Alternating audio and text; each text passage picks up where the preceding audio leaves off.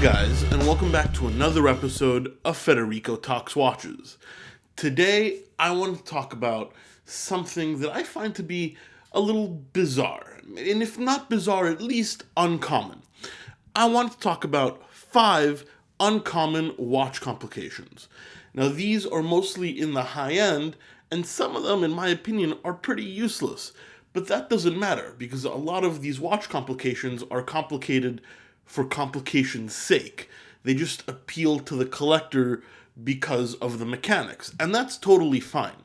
But I wanted to go over 5 of these complications. Now, of course, before we get started, customary wristwatch check. I wish I had one of these bizarre complications to wear for you guys, but no. Today on my wrist, I still have the Breitling Chronomat Evolution.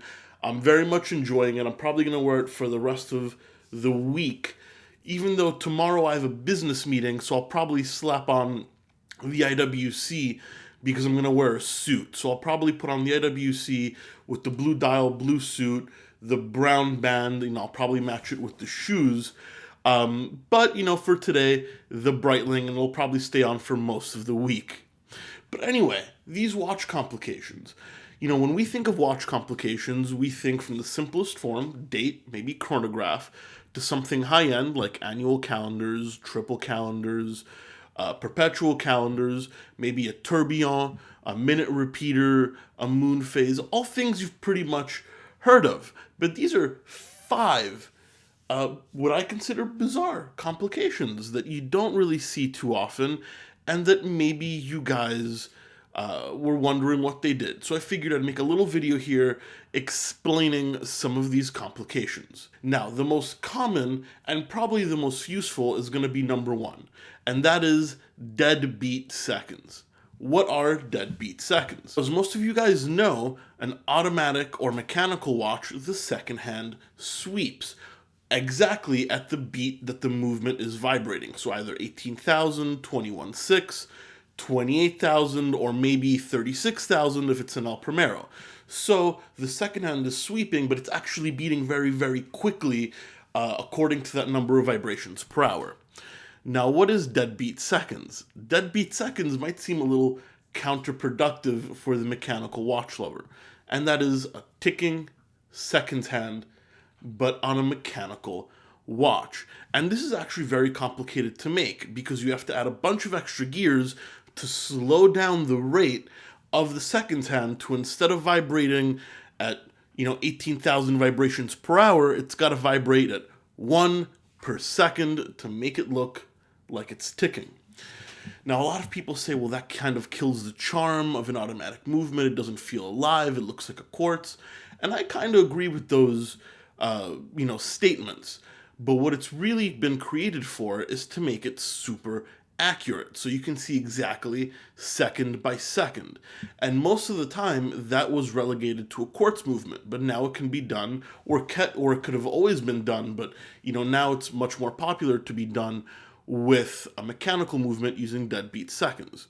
Now, there are a few deadbeat second watches, like the FP Journe Deadbeat Second Tourbillon, but the most famous watch that uses this mechanism today is the Jaeger Lecoultre Geophysique. So it's really been created for accuracy. And even though I personally don't like it, even though it serves a function, because you're going to see a lot of these other complications don't serve a function, I prefer the charm of a sweeping second hand.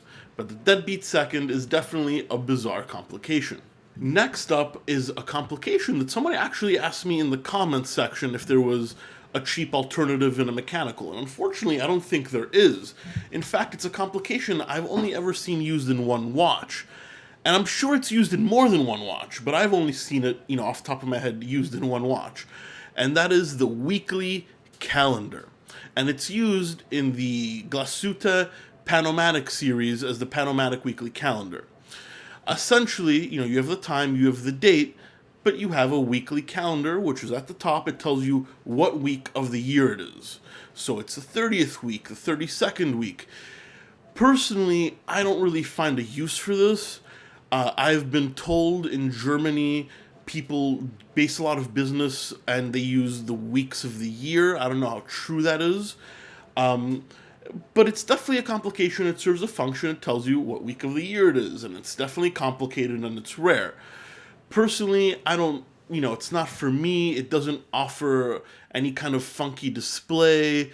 It doesn't add much to the personality of the watch, but it's certainly bizarre. So it makes this list, and that is the weekly calendar complication. Now we have a complication I really, really like, even though it's probably the least useful one on this list.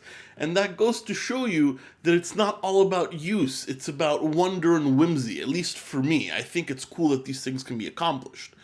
And this complication doesn't really have a name because it's only used in one watch that I know of, and it's used in the Hermes Temp Suspendu, which means suspended time. So I'm just going to call it the suspended time complication. And essentially what it is, it's a beautiful watch, and there's a button on the crown. And when you press the button, it'll show you what time it is. The hands snap, and they show you what time it is using a spring lever mechanism. But when you let go of the button, the hands flop back to 12. So actually, you can't see what time it is unless you press the button. And yes, this is actually counterproductive because you can't see the time at a glance. You actually have to actively look at the time and do an extra action to get that information. So yes, counterproductive, fine. But for me, it represents something so much more. I mean, you're wearing a luxury watch. So in essence, it makes you kind of the master of your own time. So every time you glance at your watch, I'm sure you don't always glance at it to tell the time, you glance at it because it's a thing of beauty. So essentially, it's very romantic to me. You stare at the watch because it's beautiful, but you don't always get the time. If you want the time, you have to make it tell you the time. And I don't know. Yes, it's definitely not useful, but there's something romantic about it, that the time doesn't matter necessarily. What matters is the beautiful thing on your wrist, and the time is secondary. I'm sure a lot of you guys will disagree with me on it, but I think it's like an ultimate luxurious statement, that it's there to do more than just tell you the time. So yeah, I mean, that's the Hermes Temp Suspendu. I'd actually be very curious to see what you guys think of that complication. Leave it in the comment section below.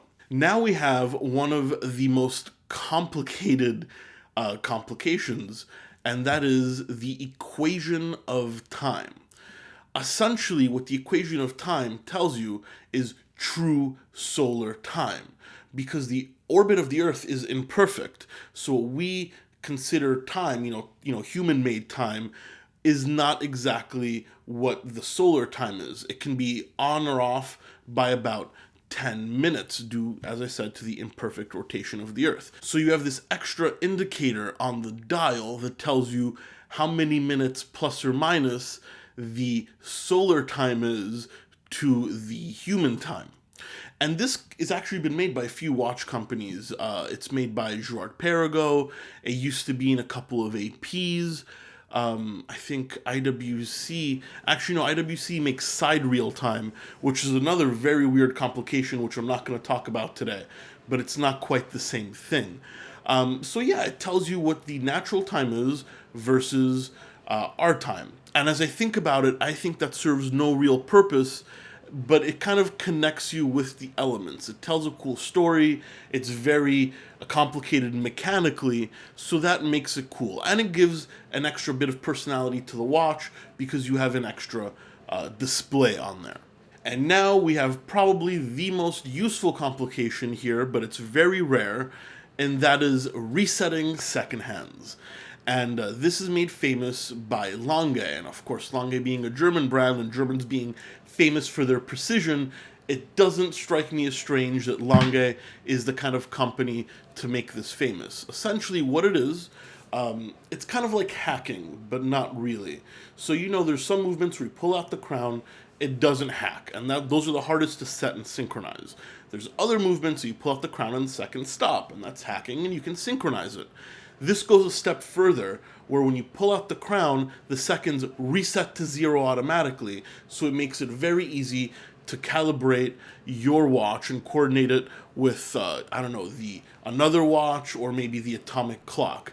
And it's a very Germanic complication. And it might sound like something very, very simple, but I think it's useful, and it's actually quite complicated to do. It has a bunch of extra gears and a spring-loaded mechanism. Now, I do know a little bit about watchmaking. I did train as a watchmaker, but I'm nowhere near knowledgeable enough to explain exactly how that mechanism works. But it is, very, very complicated, and it is quite useful. I find it a little bit boring because it doesn't offer any extra personality on the watch, because it could look like a very simple time-only watch, but the seconds snap back when you pull out the crown. But it doesn't make it any less of a feat of engineering. Anyway, guys, as you can see, complications aren't always useful. A lot of them are to elicit an emotion, kind of like my feelings on the suspended time complication, where I find it highly romantic, or the equation of time, which is connecting nature's time to human-made time.